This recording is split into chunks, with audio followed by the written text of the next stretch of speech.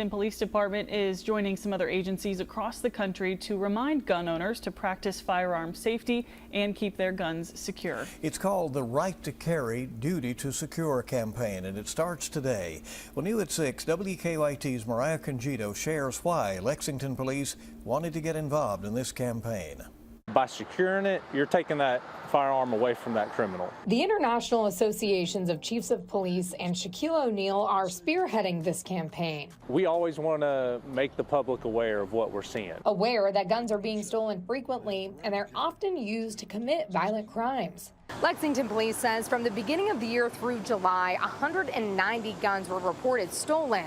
They say 163 of those were stolen from people's cars. Nationally, according to the IACP, approximately 200,000 firearms are stolen every year. Our personal crime unit that investigates violent crime, and as well as our narcotics unit, some of these guns are starting to turn up in investigations.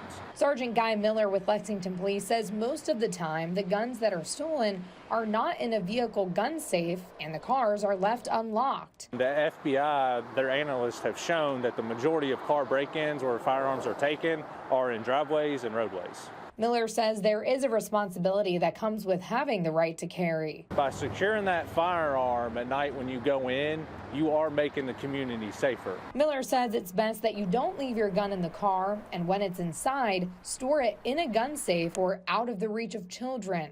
He also recommends talking to your family about gun safety. Have that talk between what a real gun is versus a toy gun. What to do if you do find a real gun, which is don't touch it, go tell an adult. If your gun was stolen, police say to report it immediately. It gets entered into a national database as a stolen gun, which is a felony. Mariah Congito, WKYT.